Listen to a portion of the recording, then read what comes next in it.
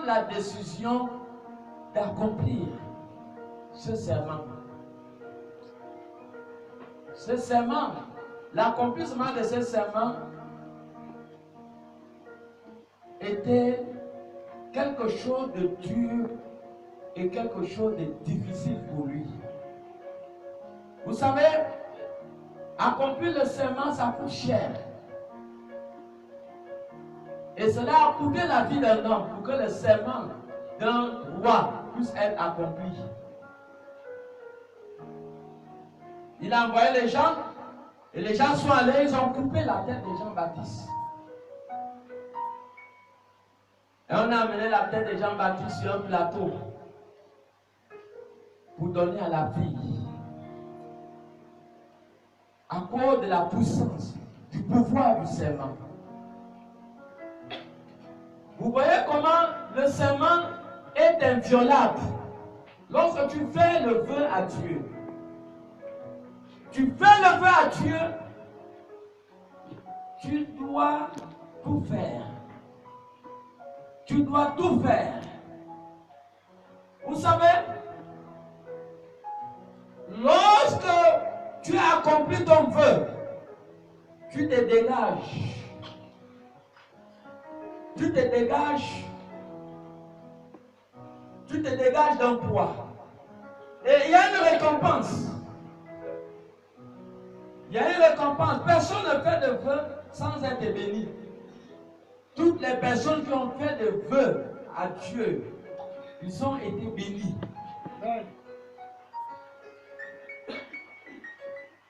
Toutes les personnes qui ont fait des vœux à Dieu, Dieu les a bénis.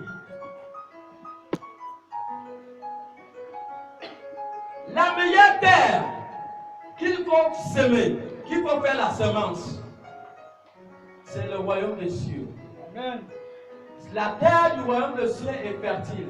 Tout ce que vous sèmerez dans le royaume des cieux vous produira des grandes bénédictions. Alléluia. Amen. Amen. Donc, ne dis pas que vraiment tu t'es sacrifié pour accomplir ton vœu et que tu te dis dans ton intérieur que c'est une bête. Non, ce n'est pas une bête. Parce que derrière tout accomplissement d'un vœu, il y a une gloire, il y a une élévation, il y a une bénédiction. Et c'est ce qui t'attend pour cette année 2016. Amen.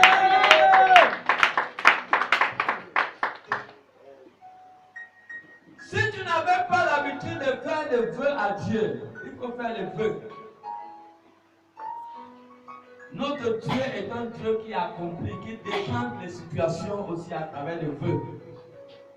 Mais ne sois pas insensé lorsque tu accomplis un vœu devant Dieu. Le but de Dieu est de changer. Changer ta situation. Beaucoup de personnes ont fait des vœux à Dieu. Et Dieu a changé leur histoire. Dieu a changé leur histoire à travers simplement un vœu que la personne a fait. Donc si tu t'engages ou tu t'es déjà engagé dans un vœu, accomplis-le.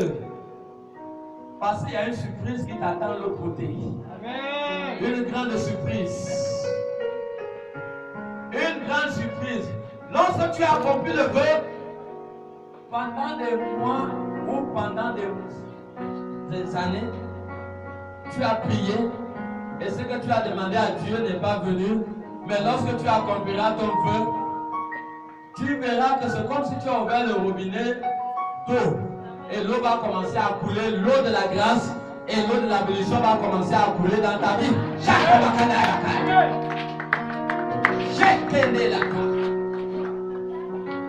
L'eau de la grâce et l'eau de la bénédiction va commencer à couler. Si Dieu a décidé, Dieu, le Dieu tout-puissant qui accomplit le vœu, va changer l'histoire de quelqu'un. 2016, c'est l'année de la visitation. C'est l'année de la visitation. va changer. Il va changer.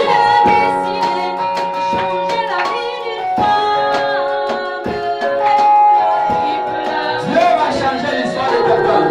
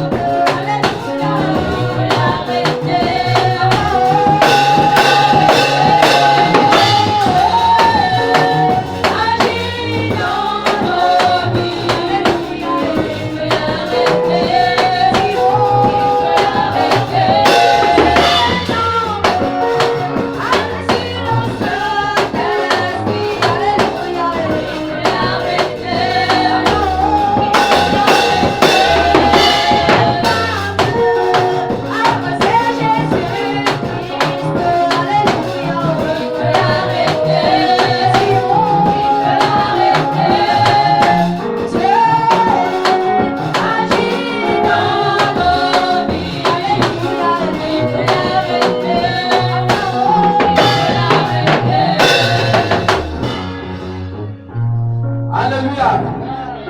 Amen, amen. 2016 est l'année où Dieu doit accomplir quelque chose dans ta vie. Amen. Ceux qui ont fait le vœu à Dieu, vous devez vous battre. Dieu, souvent, Dieu, vous savez, quand tu as le désir, tu as le désir d'accomplir ton vœu, alors Dieu ouvre le robinet. Parce que toi, qu'au-dedans de toi, tu as le désir de pouvoir te désengager de cette dette. Il voit, et automatiquement, il va pouvoir. Pourquoi? Parce qu'il y a un désir au-dedans de toi de te désengager. Alors si tu as fait le vœu à Dieu, est-ce ce désir? Tu sais quelque part que lorsque tu as fait le vœu à Dieu, cela n'était plus une priorité dans ta tête. Mais attends, mais tu ne peux pas avancer avec une côte étant liée. Pour que tu avances, tu as besoin d'être délié. Tu as besoin d'être libre pour avancer avec Dieu. Je crois que la priorité n'est pas d'abord ton avancée, la priorité c'est d'abord ta liberté. Il faut que tu sois libre pour que tu avances bien. La priorité c'est pas d'abord la prière, parce que si tu es coupable, tu sais que si tu pries, ça ne va pas marcher. Au moins que tu pries dans le sens pour chercher à te désengager de cette culpabilité. En ce moment, ça peut marcher. Et Dieu va pouvoir tous les mécanismes pour que tu t'en sortes. L'ignorance est un facteur grave. Vous voyez, on évolue dans une culpabilité inconsciente, sans s'en rendre compte. Sans s'en rendre compte. Et je sais que beaucoup de nous ici, beaucoup ont prié. Beaucoup ont prié avec cette culpabilité. Non. Autre chose ne doit pas être prioritaire. Tant que tu ne t'es pas désengagé, il ne tarde pas. Tant que tu ne t'es pas désengagé, les choses ne peuvent et ne pourront pas marcher. Parce que tu as déjà un problème avec Dieu. Pour que les choses marchent, évolue dans le sens de te désengager. de ce serment que tu as fait à Dieu. Alors, lorsque le serment est accompli, vous verrez que les choses iront d'une vitesse terrible. Les choses iront d'une grande vitesse. Vous verrez que vous n'allez pas, vous ne vous tracasserez plus trop dans la prière. Tu ne vas plus trop te tracasser. Il y a des blocages là parce que quelque part, toi-même tu es en blocage. Et ce qui fait que quand tu pries, ça ne marche pas. Et tu te dis non, j'ai pris, je suis fatigué. Mais est-ce que tu as d'abord vérifié toute ta vie spirituelle avec Dieu?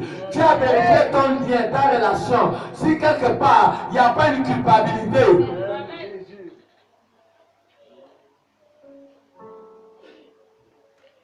Je me suis souvent dit, vous savez, le jugement dernier sera terrible.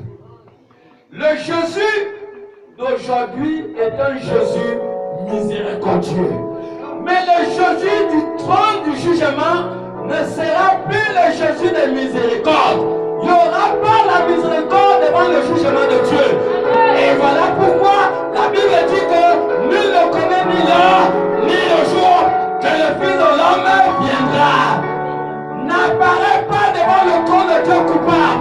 Tu risques de rater le paradis. Et voilà pourquoi pendant que Dieu t'accorde encore la grâce d'être sur cette terre, cherche à être en règle avec toi-même, d'évoluer, d'être juste. Parce que ce ne sont que les justes qui vont hériter le paradis. Et nous voyons que tout non-accomplissement d'un fait te rend coupable.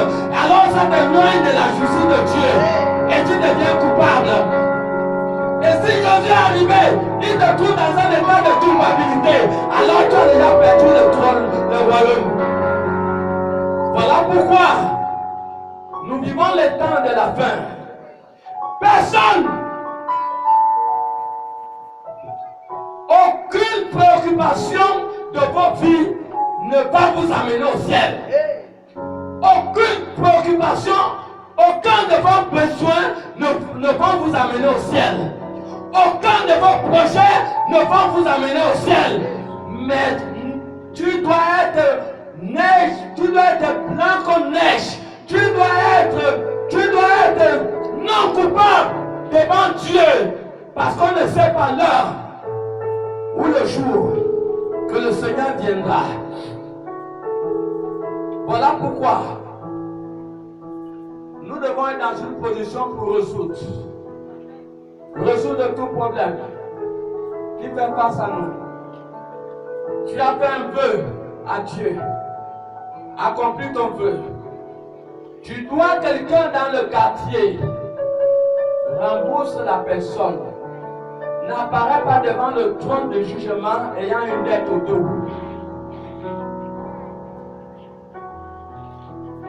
Tu as pris le bon chez le Malien. Le Malien a oublié. Ne dis pas dans ta tête que comme il a oublié, ah Dieu merci. C'est faux. Il n'y a pas de Dieu merci. Tu dois aller rembourser la dette que tu dois au Malien.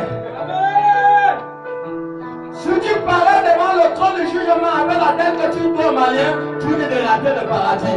Parce que devant le jugement, ça serait la justice. Mais ta conscience ne doit pas te culpabiliser d'une dette que tu devais derrière. Peut résoudre tous les problèmes. Premièrement, résoudre tous les problèmes vis-à-vis de Dieu. Résoudre tous les problèmes vis-à-vis des prochains. Pour que tu sois neutre. Pour que tu ne sois pas coupable devant Dieu.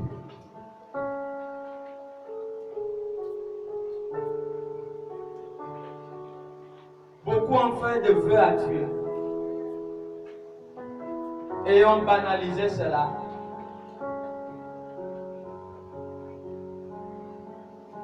Beaucoup. Relis-nous encore Deutéronome. C'était combien? 23, 21? Beaucoup ont fait des vœux. Et ont banalisé cela. Et ils se sont retrouvés en problème pendant toute leur vie.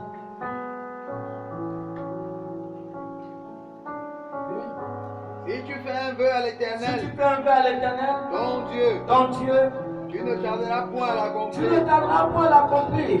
Car l'Éternel, ton Dieu, t'en demandera compte. il t'en demandera compte. Tu te chargeras d'un péché. Il dit, tu te chargeras d'un péché.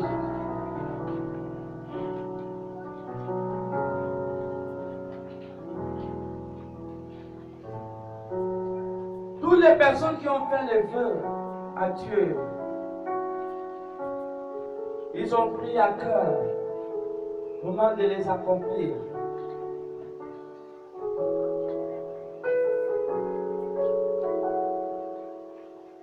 Quand vous voyez, vous devez quelqu'un,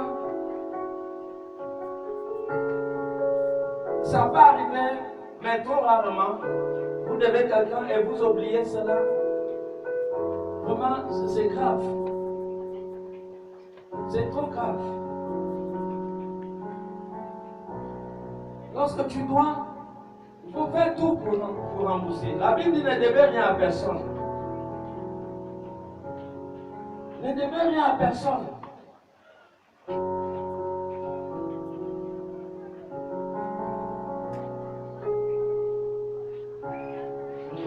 Comment tu peux te sentir à l'aise alors que tu dois? Comment tu peux bien dormir? Comment ta conscience peut être tranquille alors que tu dois?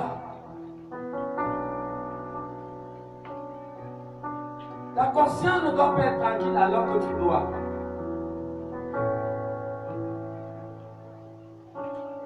J'ai toujours donné ce témoignage. Lorsque j'avais fini ma deuxième formation à l'école biblique, je devais l'apôtre Mathieu Kalou, je crois 70 000.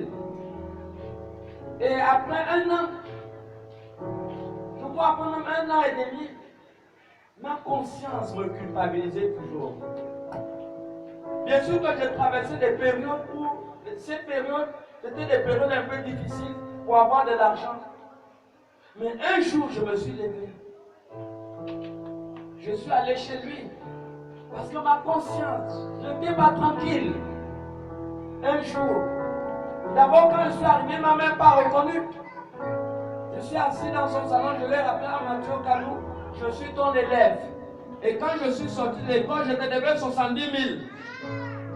Non, les 70 000 là, je sens que c'était le bienvenu le jour là. Quand il a pris ça, non, il a bombardé une prière sur moi. Je me suis mis à genoux. Non, quand je suis quitté là, j'étais dans la joie. Alléluia! J'étais dans la joie. Quand la porte prie pour toi, non. Amen. La prière, ça va marcher. Il a prié pour moi. Je vous dis, quand je suis sorti là, j'étais content dans mon esprit. Quand l'évêque était là, à la grande puissance, comme on était assis entre nous les hommes de Dieu, ils ont déclenché de oui, même les hommes de Dieu aussi doivent contribuer à la construction de l'église. Ah! Même si tu voulais te cacher comme ça, étant donné que tu es homme de Dieu, tu devais t'engager dans un feu. Les autres ont pris 150 000, 200 000. Tout le monde s'est levé et dit, ah, moi aussi je vais aller m'engager. Et je m'étais engagé pour 100 000. Depuis que je m'étais engagé pour 100 000, mon esprit n'était pas tranquille. Jusqu'au jour où je suis allé accomplir, ça fait peut-être 2 semaines. J'ai appelé le responsable adjoint Franklin, je lui ai donné les 100 000, mais j'avais fait le vœu. Vous voyez, ma conscience est libre. Je ne peux pas évoluer avec une conscience de culpabilité. Il y a le pasteur bienvenu que je dois encore 25 000. Dans sa tête, lui, il a déjà oublié. J'avais pris un livre que je n'ai pas encore payé. Quand j'ai fini aussi la formation de l'école avec lui. Les 25 000 là, je dois payer ça. Je crois que c'est la dernière dette.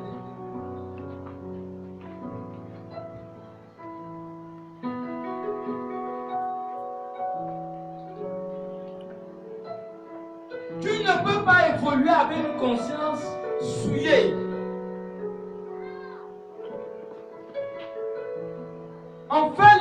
à Dieu.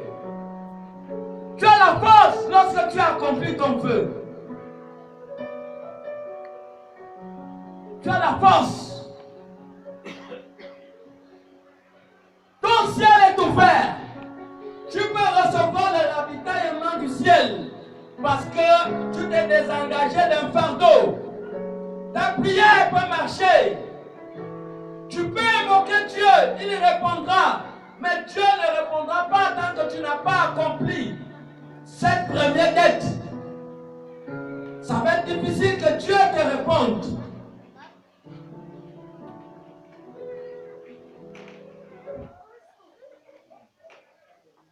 Dieu va te répondre comment? Hein?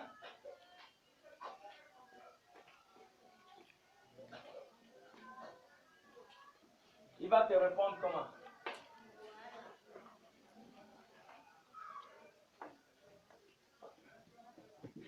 Tu es tranquille, tu dors et tu ne te souviens plus. Il y a certaines personnes, ça veut dire dans leur tête, c'est une affaire d'après. Non. L'affaire de Dieu, ce n'est pas après. L'affaire de Dieu, c'est en première position. Donc, si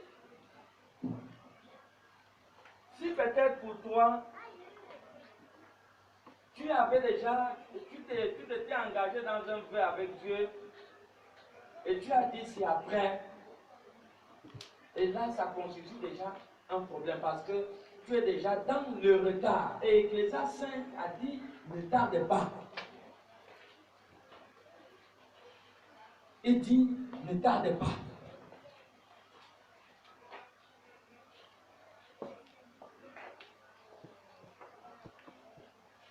Amen.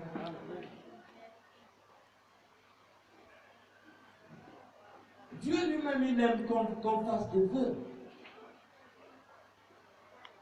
Dieu aime qu'on fasse des vœux. Regardons Jacob. Jacob a fait un vœu à Dieu. Lisons. Genèse 28, je crois le verset 20 à 22.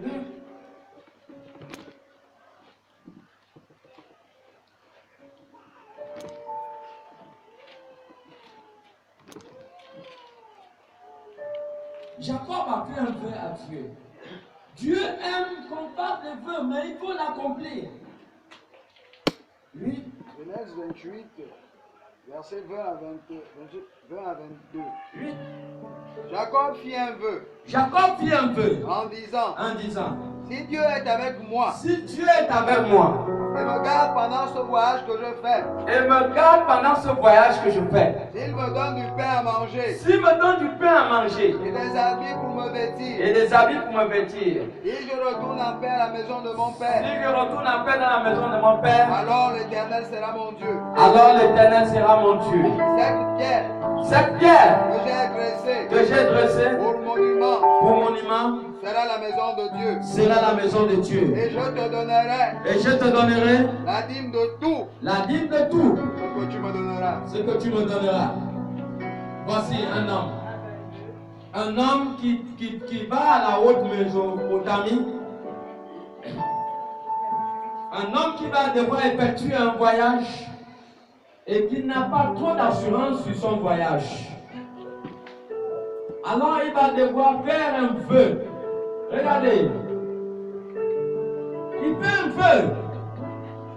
Il fait un vœu à Dieu.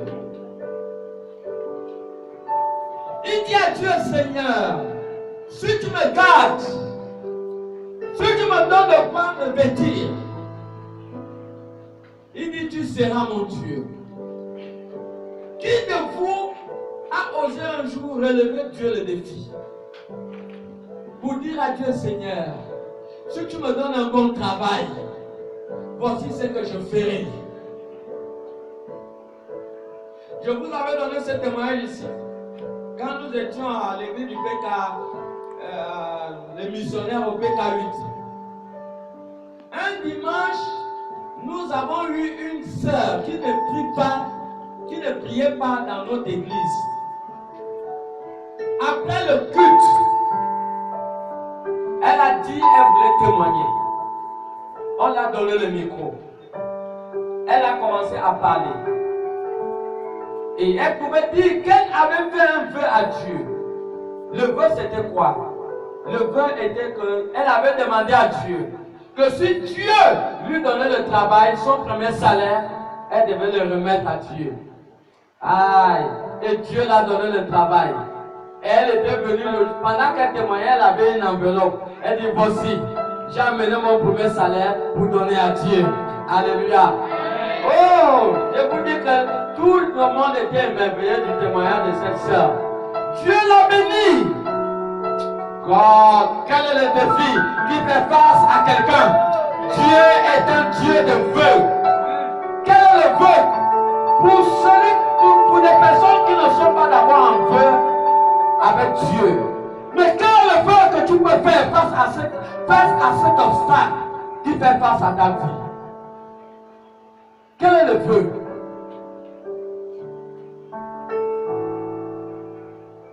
Cette fille ne travaillait pas. Mais elle a fait un vœu à Dieu. Et elle a honoré son vœu. Elle n'a pas fini là. Je crois que c'était une autre fois, la même fille est venue, elle a dit à Dieu, Seigneur, si tu me donnes la promotion dans mon travail, le premier salaire, je viendrai te le donner. Amen. Et Dieu l'a élevé encore dans son travail. Et le second salaire, elle a donné ça encore à Dieu. On se bloque pour rien.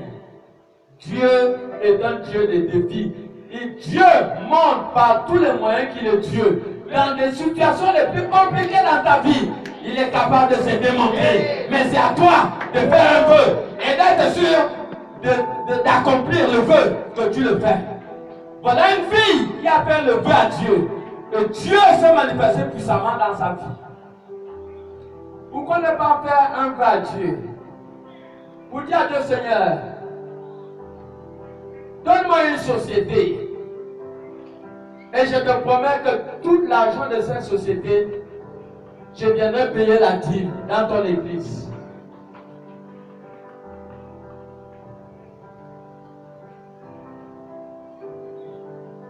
Pourquoi ne pas dire à Dieu, Seigneur, voici, je ne suis pas marié. Alors voici le vœu que je fais. Si tu m'accordes le mariage, Seigneur, voici ce que je ferai.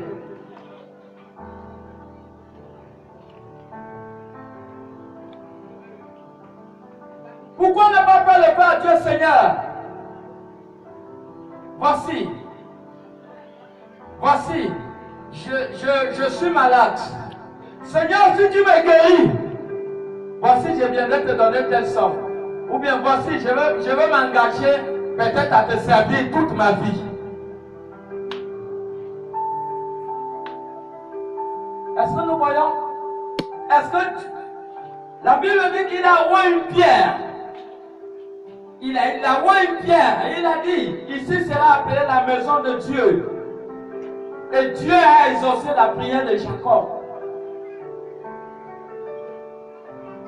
Le Dieu qui marche avec toi est un Dieu de possibilités. Parce que la Bible fait comprendre que tout est possible à Dieu. Tout est possible à Dieu. Il n'y a pas quelque chose que tu demandes que Dieu ne peut pas accomplir. Tout est possible.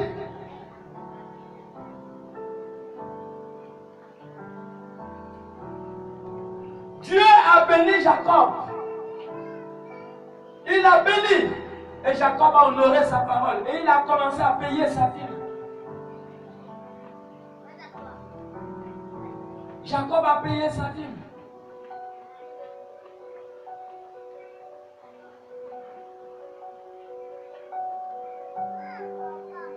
Tous les richesses de Laban ont été transmises dans la vie de Jacob.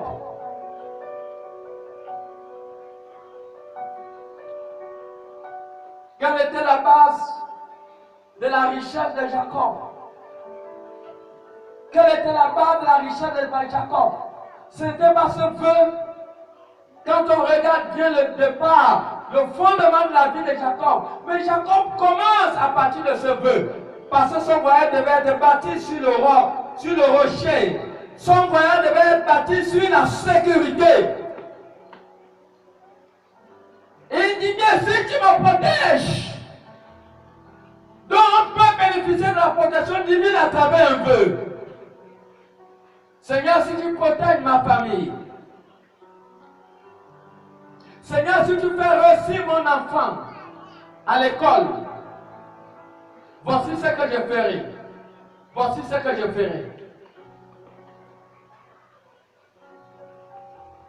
C'est pas ce que Anne a fait. Lisons Anne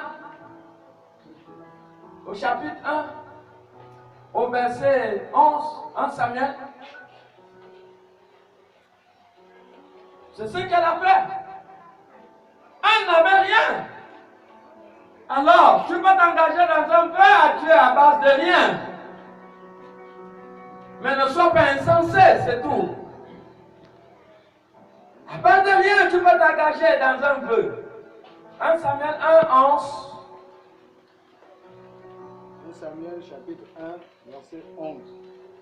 Elle fit un vœu. Elle dit un vœu En disant, Éternel des armées, et tu daignes regarder l'affliction de ta servante. Elle était stérile. Elle dit, si tu veux regarder la souffrance de ta servante, Et tu te souviens de moi. si tu te souviens de moi, Et tu n'oublies point ta servante. si tu n'oublies point ta servante, Si tu donnes à ta servante un enfant, si tu donnes à ta servante un enfant, mal, je le consacrerai je le consacrerai à l'Éternel pour pour tous les jours de sa de vie. tous les jours de sa vie. Et le rasoir ne passera point sur sa Le tête. rasoir ne passera pas sur sa tête.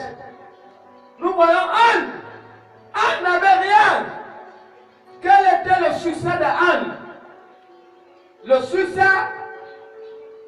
et la honte a été quittée dans la vie de Anne à travers un vœu. Un vœu qu'elle a fait à l'Éternel. Un vœu. Anne n'a pas été un essentiel.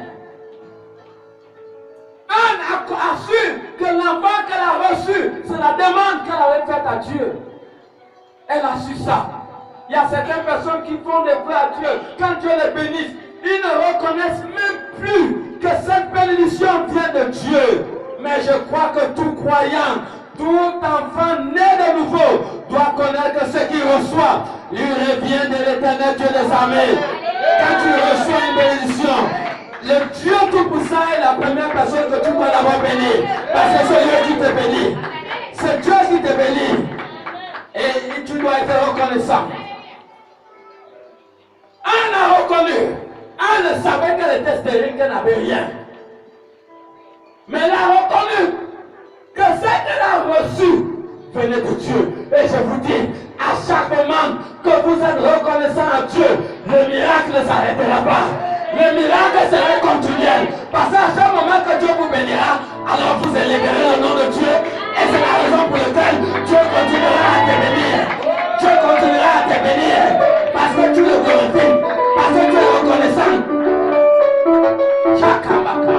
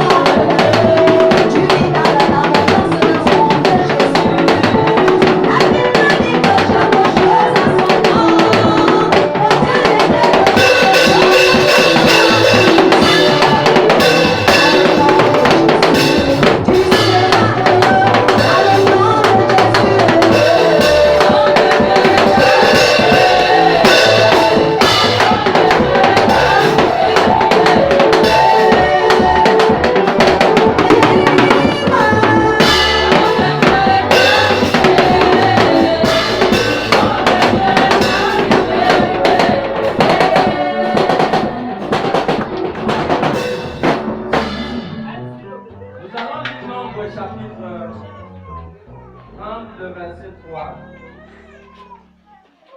Nombre chapitre 30, le verset 3.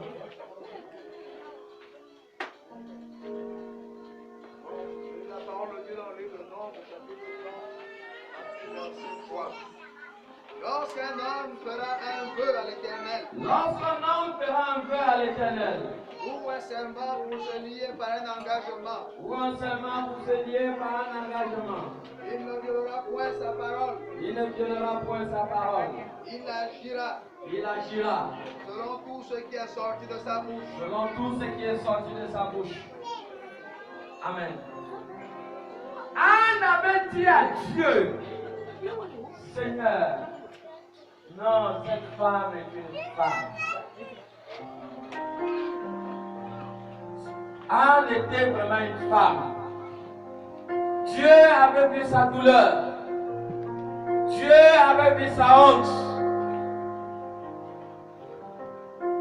Dieu a vu son innocence. Et cette femme était fatiguée. Quand tu es fatigué, va dans un lieu seul. Jacob a fait le vœu à Dieu dans la brousse. Tu peux aller en brousse. Tu amènes ton huile d'onction.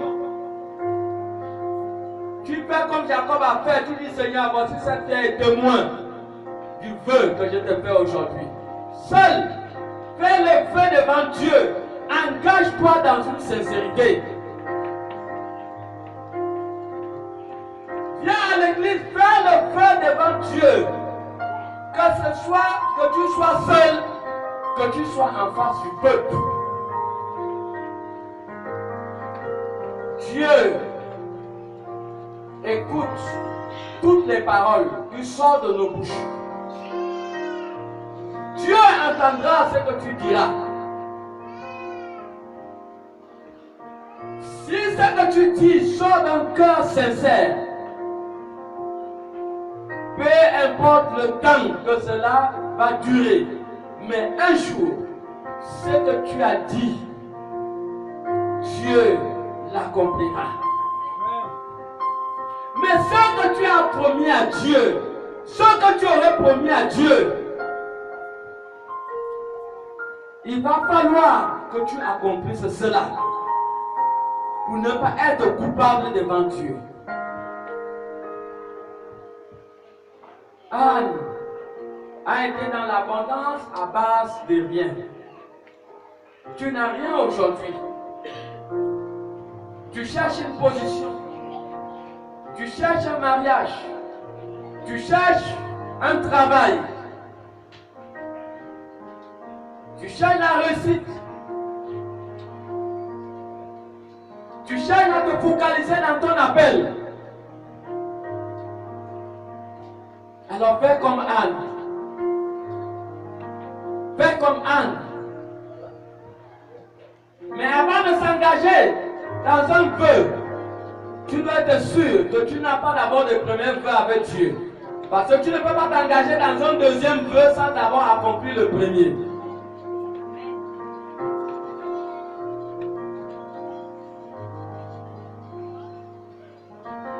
Dieu a écouté ces paroles.